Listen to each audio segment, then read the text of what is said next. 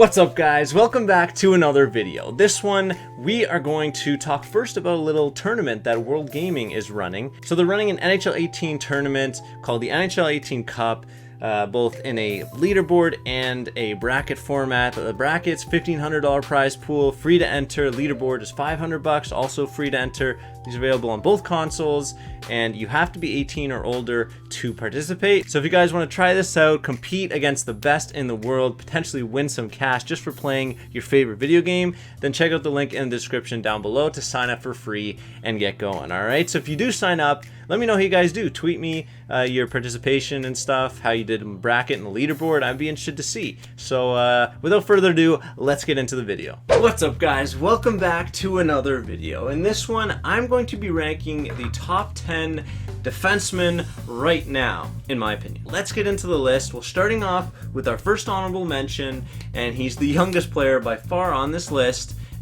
He was a rookie last year on the Columbus Blue Jackets, and Werenski is one of the most promising defensemen that have been in the league in a long time. His offensive upside is ridiculous, and I mean, I remember seeing him playing for USA at the World Juniors, thinking that kid is going to be unreal. A year later, he tore it up in the AHL, and now last year he tore it up with Columbus. So the kid is succeeding at every level of hockey, and when that happens, good things happen. So Werenski is going to be the top defenseman along with Seth Jones. That pairing there is going to be one of the best in the league for a long time, and I mean, he is one of the best up-and-coming defensemen, if not the best one, in the league right now. Now, funnily enough, numbers 10 and 9 are the two parts of one of the biggest trades in recent NHL history, and by no means does this define who won or lost a trade or who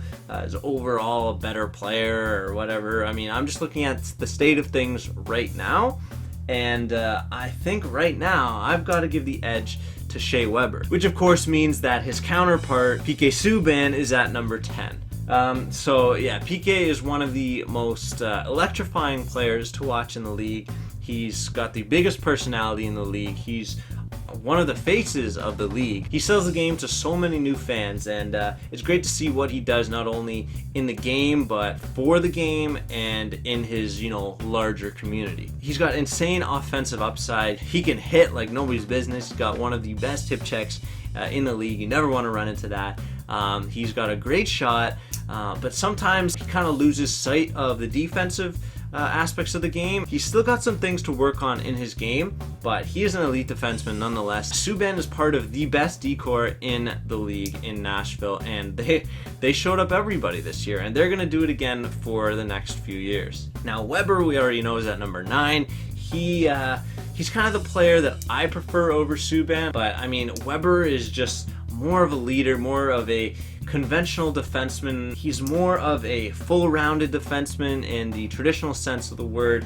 He can play both aspects of the game, which is what you want out of a defenseman, but I personally like defensemen who have a stronger defensive aspect, who can still contribute offensively rather than offensively gifted and can still play defense, kind of thing. So that's why I have Shea Weber above Subban, and I mean, Weber's numbers don't lie either. I mean, he can score. He's always one of the top scoring defensemen in the league just because of the power and menace of his shot against, opposing defenders trying to block it, who don't really want to block it, goalies who have to save it but really don't want to save it to save their health. So Weber is, number 9 on my list, an elite defenseman for sure. Now, number 8 is... it was a hard one for me to put him here because I don't really like him, but I respect his game, and I respect that he is one of the best defensive defensemen in the game. And you can't deny that he's been one of the main reasons that Minnesota has been doing this well. I mean, making the playoffs and competing over the last few years. That, of course, is Ryan Suter. So, I mean, his numbers are not usually too high. He still racks them up, don't get me wrong, but I mean, his game is much more defensively, and obviously we're talking about defensemen here, guys who play defense, so that's why, he's higher up than some other guys who get more points than him, obviously because he plays a better, fully rounded defensive game. So yeah, that's why I have Suter at number 8. And number 7 is a guy who's been unfortunately plagued with injuries.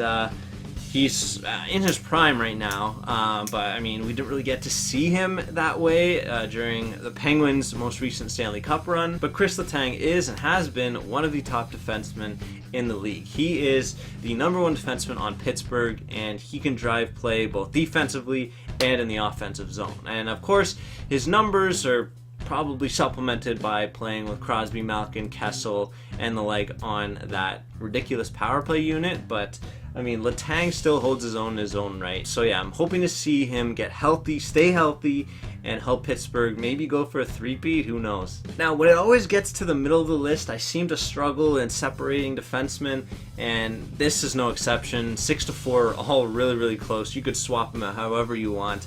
But how I did it was put Roman Yossi at number 6. So, like I said, Subban's teammate, a little higher up than Subban is. And Yossi, I feel like he's still underrated for some reason.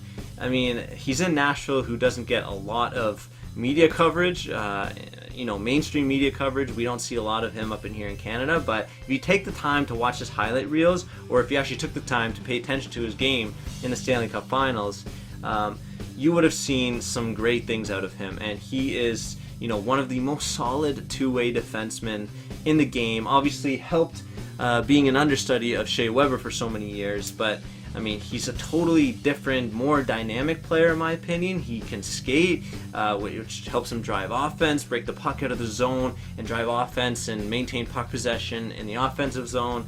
And I mean, now he's the main guy on Nashville who guys like Ryan Ellis, Mattias Ekholm can learn from and, help each other improve, and they're going to be ridiculously solid for the next few years. So Roman Yossi has been the main contributor as to why, Nashville's been doing so well. He's their best player in my opinion, and that's why he's at number 6. Now, before we get to number 5, let's talk about an honorable mention here.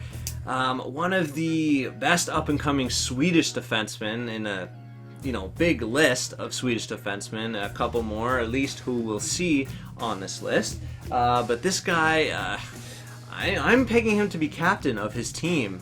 Maybe they'll name him as soon as this year, is Oliver Ekman Larsen. Yeah, he's so good, and so it's so unfortunate that he's been having to play on Arizona, who's been terrible for so many years now. Ekman Larsen's been one of the main reasons why Arizona's been, kept away from the very bottom of the league at least. So, I mean, his numbers haven't been that great, but, I mean, being on Arizona doesn't really help those numbers. So, look out for Ekman Larsen to break out this year. He's got defensive help now with Hjalmarsson on the back end. So, I mean, that dynamic Swedish duo right there can compete with the likes of Headman and Strawman, another one of the role model defensive pairs in the league right now. So look out for Ekman Larsen to burst out like guys like Headman did a couple years back. Duncan Keith's got 2 first names, and he's one of the best two-way defensemen in the league. I mean, his offensive upside is great, and I mean, it was shown in the 2015 Stanley Cup playoffs.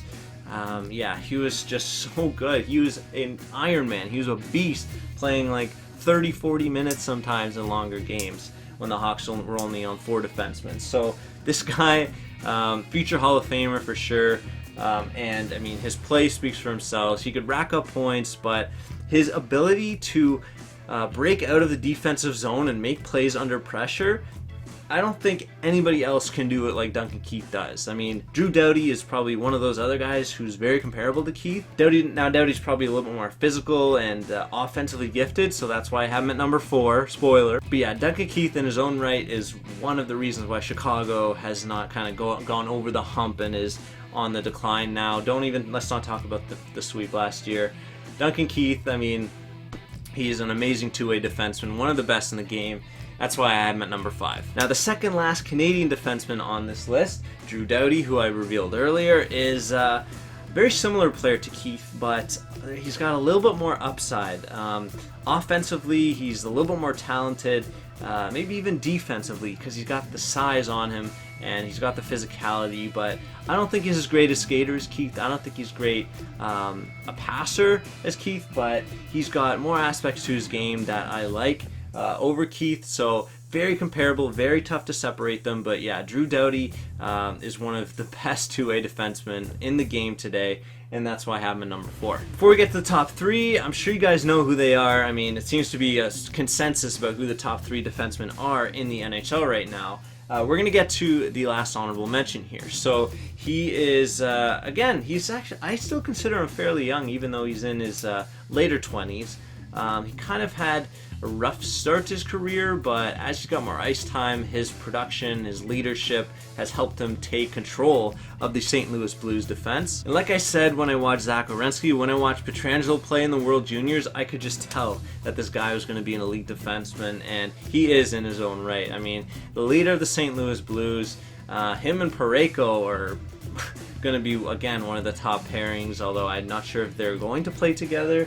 Pietrangelo is so good. He's a decent skater, really solid defensively, and I mean, he can score some points when he wants to, just not as much as these other guys. So that's why I've got him as my last honorable mention. All right, the top 3 now. Very exciting, very difficult to separate these guys, and if you ask 10 people, they probably have varying arrangements of these 3 guys. So these top 3, it's pretty unanimous that these should be the top 3, but where you fit them in, I mean, it's all personal choice, right? At number 3, I'm putting in the alliterative Brent Burns. Now, this guy plays like a forward. He actually was a forward for a number of years on San Jose when he was first picked up from Minnesota in that trade.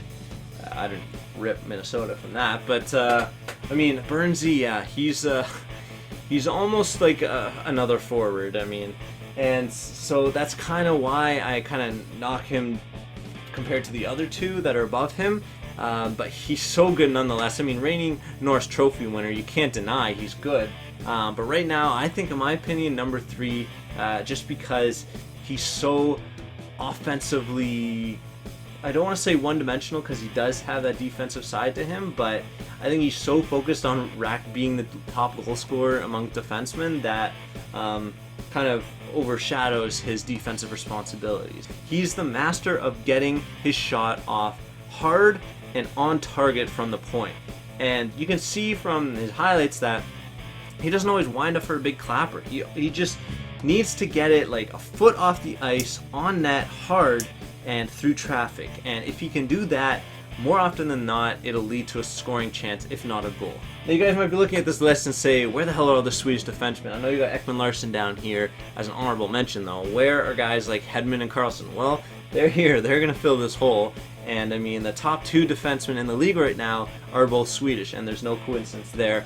There's no question in my mind that these 2 guys are leading the league, and they're the examples of who, you know, guys like Werenski and Ekman Larsen should aspire to be like. So at number 2, I've got Victor Headman. In my opinion, he is the best two-way defenseman in the game. I mean, I watched him play in 2015 in the Stanley Cup Finals against the Hawks. He was scary. Every time he stepped on the ice, he never made a mistake. He never made a bad play.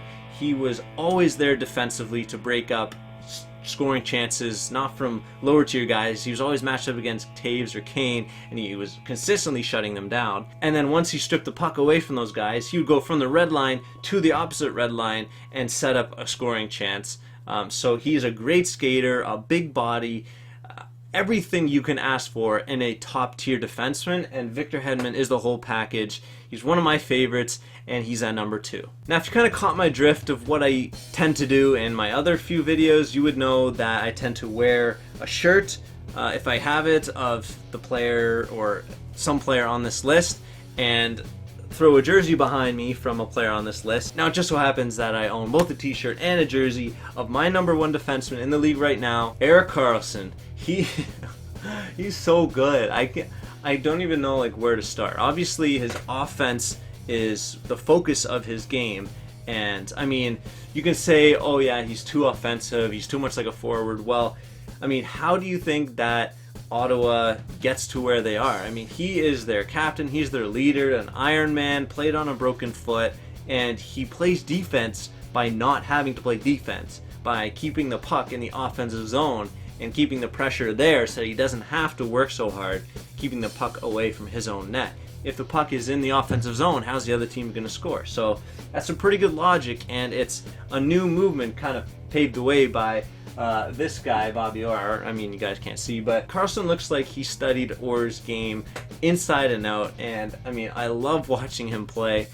He's so exciting to watch, and the things he can do on the ice just make you scratch your head sometimes. So Erik Carlson, I think, is deservedly at number 1, and there is my top 10 list. I hope you guys don't have too many gripes with it. If you do, leave your list of the top 10 defensemen, in your opinion, in the comments section below, and I'm going to go through a couple and start some conversation, some little banter. So if you guys enjoyed this video, drop a like, subscribe for more, because I do have one more list. I'm going to go through the top 10 goalies in the league, in my opinion, in the last of this little mini-series before the season starts.